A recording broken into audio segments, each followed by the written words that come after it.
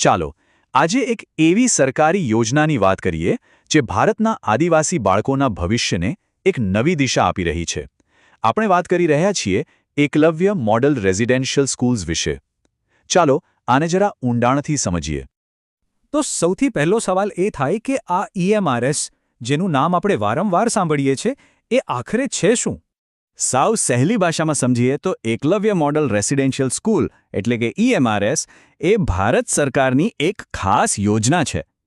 આ યોજના હેઠળ ખાસ કરીને આદિવાસી એટલે કે એસટી વિદ્યાર્થીઓ માટે રહેણાંક શાળાઓ બનાવવામાં આવે છે.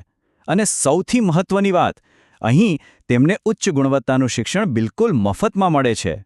પણ આ શાળાઓ બનાવવાની જરૂર જ કેમ પડી? એની પાછળનો મુખ્ય હેતુ શું હતો? ચાલો એ જાણીએ. જુઓ, આ ઈએમઆરએસ મિશનના 4 મુખ્ય પાયા છે. પહેલું તો એ કે આદિવાસી વિદ્યાર્થીઓને ગુણવત્તાવાળું શિક્ષણ મળે. બીજું, ગ્રામીણ અને આદિવાસી વિસ્તારોમાં શિક્ષણનો વ્યાપ વધે. ત્રીજું, આ વિદ્યાર્થીઓ એટલા સક્ષમ બને કે રાષ્ટ્રીય સ્તરે કોઈની પણ સાથે સ્પર્ધા કરી શકે. અને ચોથો અને સૌથી અગત્યનો મુદ્દો કે બાળકો અધવચ્ચેથી ભણવાનું છોડી ન દે, એટલે કે સ્કૂલ ડ્રોપઆઉટ રેટ ઘટે.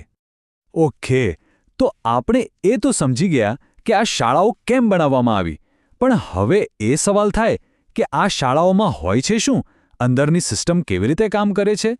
તો અહીં ધોરણ 6 થી લઈને છેક ધોરણ 12 સુધીનું શિક્ષણ આપવામાં આવે છે.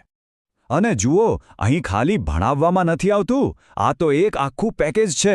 સારું શિક્ષણ તો ખરું જ, પણ સાથે સાથે રહેવા માટે હોસ્ટેલ, પૌષ્ટિક જમવાનું, ચોપડીઓ, યુનિફોર્મ, રમતગમતની સુવિધાઓ અને હા, આજના જમાના પ્રમાણે કમ્પ્યુટર લેબ પણ. બધું જ એક જ જગ્યાએ અને બિલકુલ મફત.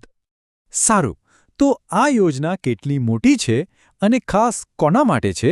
હવે એના પર નજર કરીએ.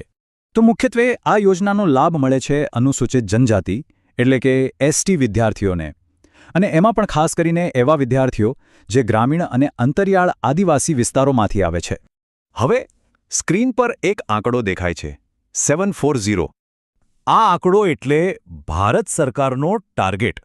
દેશભરમાં 740થી પણ વધારે ઈએમએસ શાળાઓ બનાવવાનો લક્ષ્યાંક છે. વિચાર કરો, કેટલો મોટો પ્લાન છે.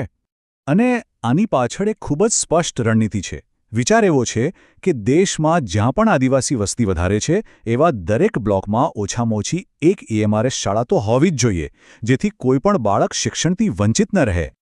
ચાલો હવે ફટાફટ કેટલીક એવી મુખ્ય વાતો પર નજર કરી લઈએ જે યાદ રાખવી ખૂબ જરૂરી છે. ખાસ કરીને પરીક્ષાની દ્રષ્ટિએ આ કામ લાગી શકે છે. તો એક નજરમાં જોઈએ તો યોજનાનું નામ છે એકલવ્ય મોડલ રેસિડેન્શિયલ સ્કૂલ. શરૂ ક્યારે થઈ? વર્ષ 1997-98માં. કયું મંત્રાલય સંભાળે છે? તો કે આદિજાતિ બાબતોનું મંત્રાલય. કોના માટે છે? એસટી વિદ્યાર્થીઓ માટે. અને કયા ધોરણ માટે? ધોરણ 6 થી 12. અને હા, એક બીજી વાત પણ નોંધી લેજો.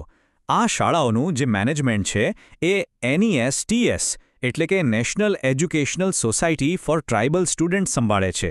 તો બધી માહિતી મળી ગઈ? ચાલો ત્યારે એક નાનકડી ક્વિઝ થઈ જાય. જોઈએ કેટલું યાદ રહ્યું. પહેલો સવાલ સ્ક્રીન પર છે. એકલવ્ય મોડલ રેસિડેન્શિયલ સ્કૂલ કયા મંત્રાલય હેઠળ આવે છે? વિકલ્પો છે શિક્ષણ મંત્રાલય, આદિજાતિ બાબતોનું મંત્રાલય, આરોગ્ય મંત્રાલય કે પછી કૃષિ મંત્રાલય. શું લાગે છે? જેમણે વિચાર્યું બી, આદિજાતિ બાબતોનું મંત્રાલય, એમનો જવાબ એકદમ સાચો છે. ચાલો બીજો સવાલ. ઈએમઆરએસ કયા વિદ્યાર્થીઓ માટે બનાવવામાં આવી છે? એસસી, ઓબીસી, એસટી કે પછી જનરલ કેટેગરી? અને આ તો બધાને આવડવું જ જોઈએ. સાચો જવાબ છે સી, એસટી એટલે કે આદિવાસી વિદ્યાર્થીઓ. અને હવે છેલ્લો સવાલ. ઈએમઆરએસમાં કયા ધોરણો ભણાવવામાં આવે છે? ધોરણ 1 થી 5, 1 થી 8, 6 થી 12 કે પછી કોલેજ લેવલ? સરસ, સાચો જવાબ છે સી, ધોરણ 6 થી 12.